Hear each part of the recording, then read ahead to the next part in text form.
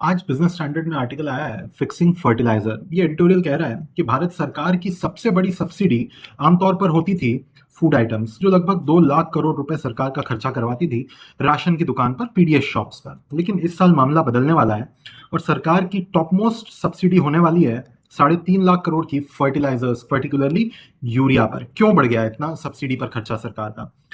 Urea fertiliser के लिए प्रमुख रॉ मटेरियल है liquefied natural gas. Liquefied natural gas Hormuz से इंपोर्ट होता है। एलएनजी के दाम पिछले 3 महीनों में लगभग 2 गुना हो गए हैं। इस कारण से एक बैग यूरिया का, जो कि लगभग 45 केजीज का होता है, उसकी कीमत पड़ती थी सरकार को 2,000 रुपए।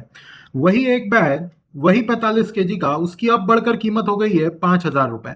अब फार्मर्स पे तो ये बर्डन पास ऑन नहीं करा जा सकता। नतीजा, सरकार एक बैग यूरिया का जो 45 केजी का है, जिसकी लागत पड़ रही है 5,000, सरकार किसानों तक पहुंचा रही है मात्र ₹245 में। मतलब 90% से ज्यादा की सब्सिडी दी जा रही है। और ये सब्सिडी नजर कहाँ आएगी? 1.5 लाख करोड़ के सब्सिडी के वहन में जो सरकार उठाएगी।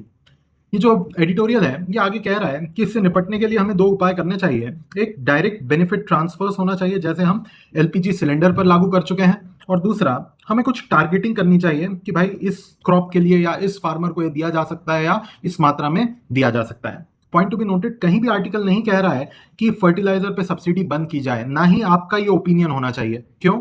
फर्टिलाइजर पर subsidy is not just about profits for farmers. It is about two things: food security of the country and livelihood of the farmers.